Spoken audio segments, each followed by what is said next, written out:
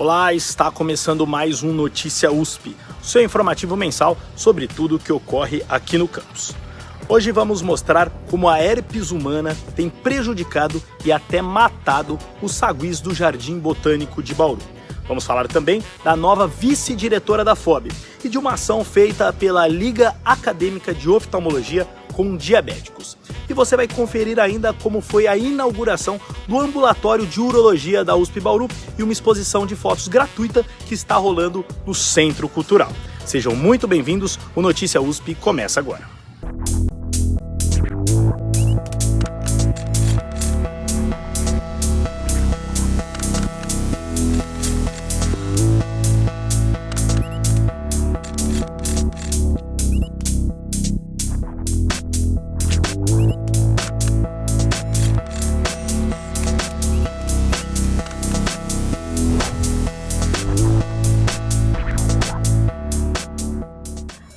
Nossa primeira reportagem de hoje traz um alerta.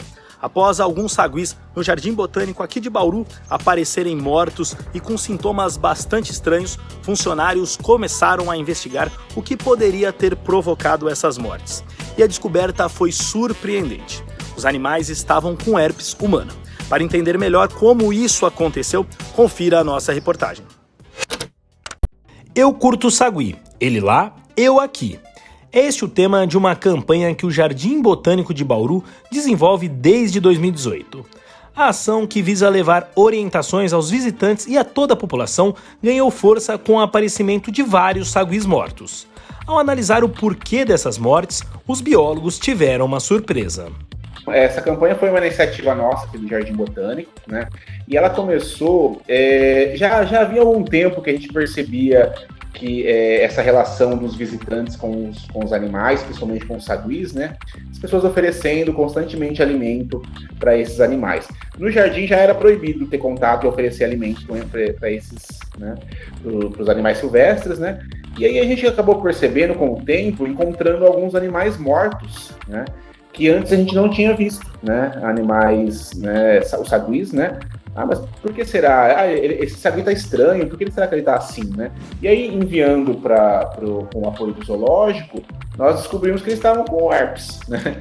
Mas herpes, né? Herpes humana? Como assim, né? E aí surgiu essa ideia, né? Mas como eles adquirem herpes humana? Da alimentação, né? Mas alimentação humana? Então as pessoas oferecendo, né? Comida para os saguis. E com as pesquisas, os especialistas puderam comprovar a hipótese que esse simples e aparentemente inocente ato de alimentar um sagui, que pode surgir inclusive em uma árvore como essa aqui, tem mesmo graves consequências para esses animais. A gente percebeu, assim, o sagui com a herpes, ele adquire feridas, né? Então começa a formar feridas, né? na pele, ulcerações em volta do olho, na boca, né? Na língua, na mucosa do bichinho. Ele começa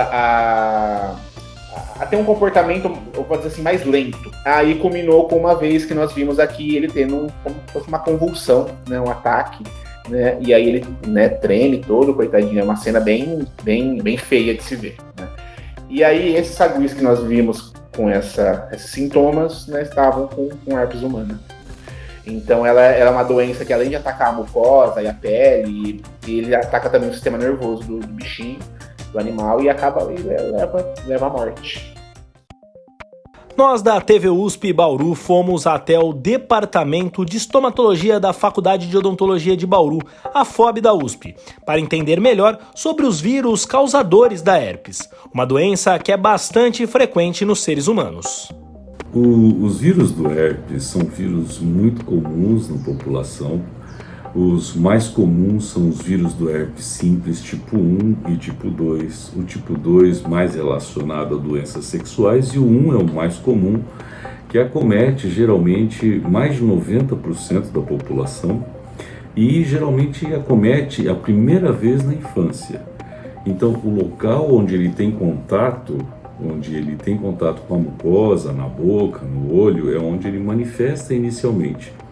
Então esse herpes, que é o herpes simples tipo 1, herpes simples vírus tipo 1, ele provoca úlceras, dor, fica vermelho a gengiva, E geralmente, como é na criança, é muito parecido com o período de nascimento de dente, da febre, da mal-estar, como uma virose convencional.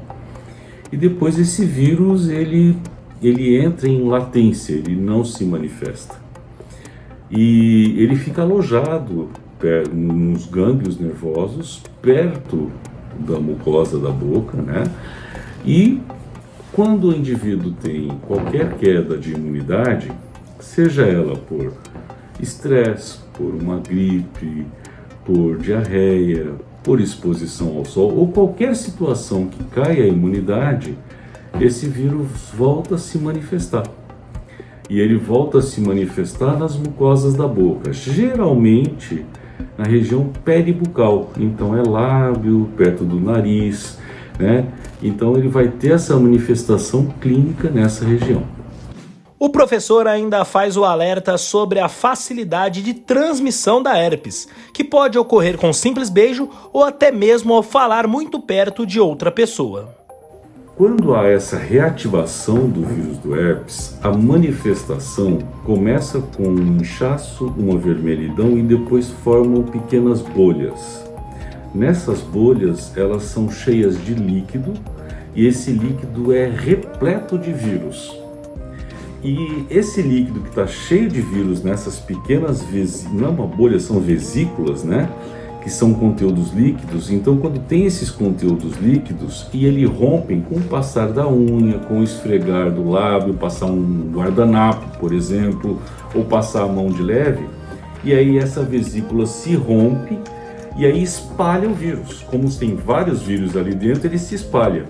E aonde o vírus encosta, ele vai provocar alteração. Então, na mão ele vai provocar alteração, nos alimentos ele passa um para o outro. É de fácil contágio, o copo, talher, encostar um no outro, beijar, né? E às vezes até por gotículas podem contaminar outras pessoas. Diante de tudo isso, a melhor dica é mesmo ter cuidado com a prevenção, seja para não contaminar outras pessoas ou mesmo os animais, como no caso os saguis. Existem estratégias de prevenção para o vírus do herpes simples. Quando a incidência é muito grande, os imunologistas, né, os infectologistas, tratam com prevenção com medicamento antiviral sistêmico. Quando é mais esporádico, o próprio dentista trata. Existem estratégias como laser de baixa potência, laser de alta potência, em que se evita a progressão do herpes quando ele começa a se manifestar e inclusive diminui a quantidade de vesículas, diminui a contaminação.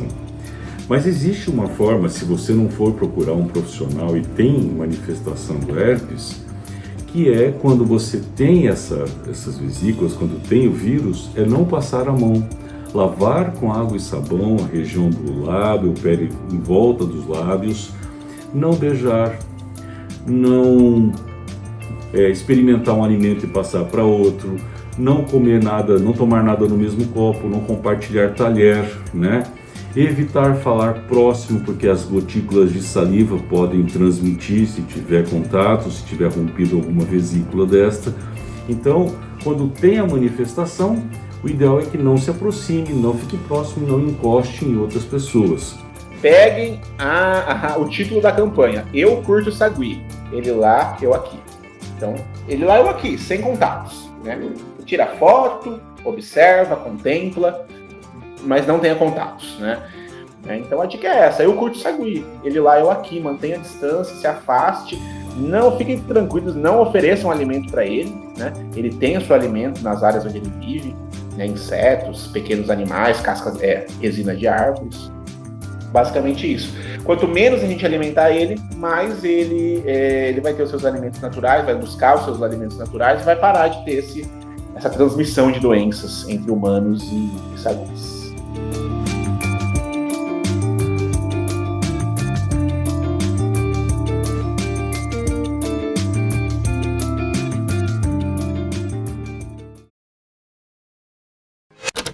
Então fica o alerta aí para evitar o contágio da herpes entre humanos e principalmente nos animais, porque como vimos pode ser fatal. Bom, mudando de assunto, vamos falar da diretoria da FOB. Em setembro, a faculdade elegeu a sua nova vice-diretora. A professora Marília Busalaf assumiu o cargo após receber 53 dos 74 votos. Marília vai ocupar o cargo que era do professor Guilherme Jansson, que infelizmente morreu em 30 de julho deste ano, como noticiamos aqui na TV USP.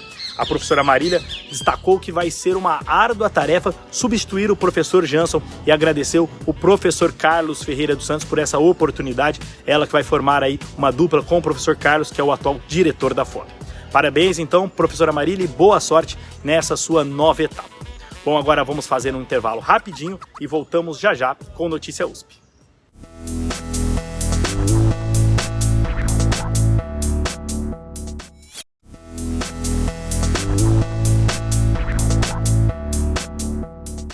Estamos de volta com Notícia USP e agora vamos falar sobre uma ação realizada pela LAOB, a Liga Acadêmica de Oftalmologia de Bauru da USP. Essa ação foi realizada com pessoas que têm diabetes. Eu bati um papo com o Luiz Sabag, que é o presidente da Liga. Ele contou um pouquinho da importância dessa ação para os pacientes e também para os próprios alunos. Confira. Bom, Luiz, seja muito bem-vindo. Cara, conta para mim o que foi essa ação que a Liga, a Liga Acadêmica de Oftalmologia de Bauru da USP, desenvolveu na Associação dos Diabéticos de Bauru. Perfeito. Como já é amplamente divulgado, os pacientes que possuem diabetes, eles precisam fazer um rastreamento de fundo de olho. E então nós, da Liga de Oftalmo, organizamos no sábado um mutirão para atender os pacientes da Associação dos Diabéticos. Nós fizemos rastreamento de fundo de olho com retinografia, a lâmpada de fenda e o oftalmoscópio indireto em todos os pacientes que passaram pela Associação de Diabetes até então. Luiz, só para entender um pouquinho melhor, o que tem a ver, que para o pessoal leigo às vezes não conhece, o que tem a ver? Por que o diabético tem essa questão mais relacionada com a oftalmologia? Perfeito. A diabetes ela é uma doença que acaba sendo sistêmica. Então, ela, a longo prazo, ela afeta toda a microvasculatura e macrovasculatura do corpo. A retina, o fundo do olho, é um dos alvos dessas complicações da diabetes.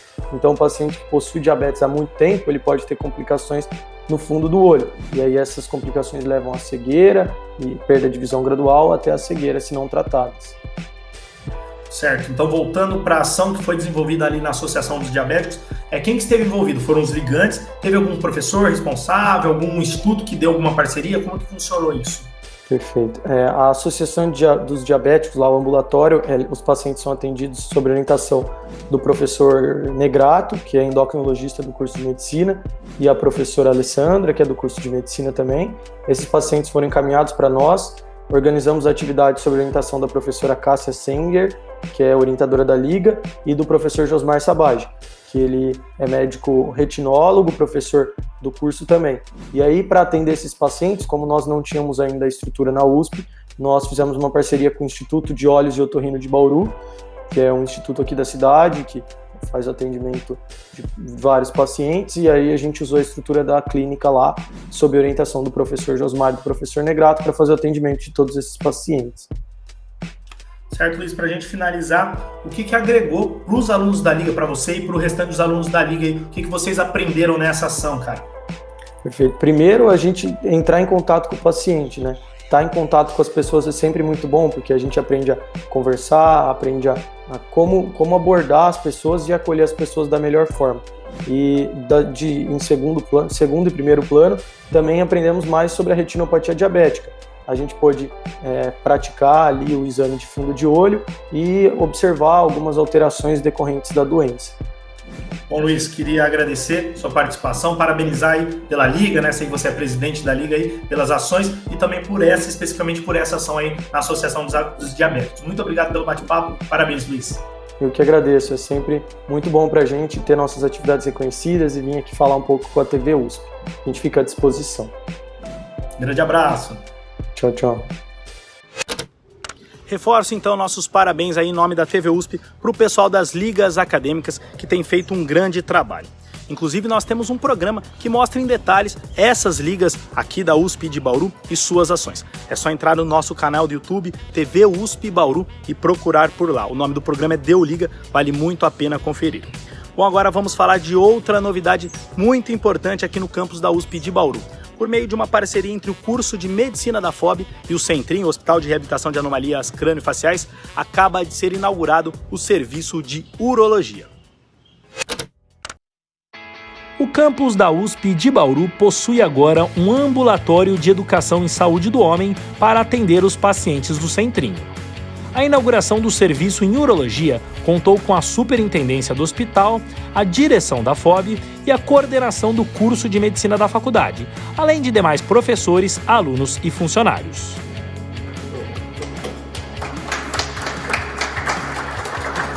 O ambulatório fica no 7º andar da unidade 2 do Centrinho e é composto por 2 consultórios e uma sala de reuniões. O coordenador do novo serviço é o professor da medicina da FOB, Agnaldo Nardi, que já foi inclusive presidente da Sociedade Brasileira de Urologia. O ambulatório de urologia ele vai ter um caráter educacional muito importante. Nós vamos atender inicialmente os pacientes do Centrinho, ou do HRAC, os pacientes que têm prontuário aqui na instituição, e nós vamos fazer dois dias de ambulatório. Um dia onde nós vamos fazer um projeto de educação, de prevenção aos agravos da saúde do homem, e o outro dia é atender crianças com doenças congênitas que tenham envolvimento também do trato gênito-urinário. Esse ambulatório também servirá para início de pesquisas, projetos e protocolos desenvolvidos que nós vamos passar a desenvolver aqui na instituição. Alunos a partir do 4º ano de Medicina da FOB da USP e também os membros da Liga Acadêmica de Urologia da Universidade vão participar dos atendimentos no novo ambulatório. A ideia é também que o local mantenha uma interdisciplinaridade com outras áreas do curso de medicina. Para os alunos é uma experiência muito importante porque nós vamos poder discutir com eles anamnese, exame físico, enfim, discutir doenças urológicas que estão afetando, com fatores etiológicos, fatores fisiopatológicos, e com certeza vai ser uma grande área de aprendizado para eles.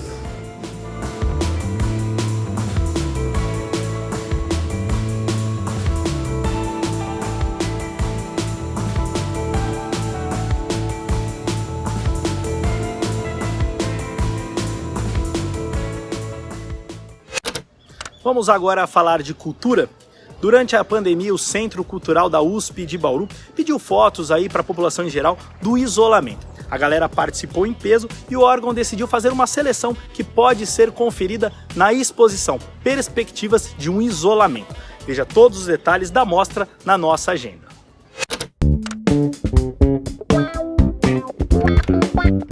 O Centro Cultural da USP de Bauru realiza a exposição das fotografias selecionadas no concurso Perspectivas de um Isolamento. As imagens foram enviadas pela comunidade interna e externa da USP, sendo que 35 foram selecionadas pela comissão avaliadora e outras 5 por votação popular pelo Facebook do Centro Cultural. A exposição é totalmente gratuita e ocorre de 29 de setembro a 29 de outubro, no próprio Centro Cultural. O horário de visitação é de segunda a sexta-feira, das 8 horas da manhã às 5 da tarde. A organização lembra que só podem visitar a exposição pessoas com a cobertura vacinal completa, seja com a dose única da Janssen ou com as 2 doses dos outros imunizantes.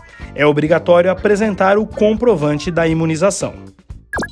O Centro Cultural da USP de Bauru fica na Alameda Doutor Otávio Pinheiro Brizola, 975, na Vila Universitária.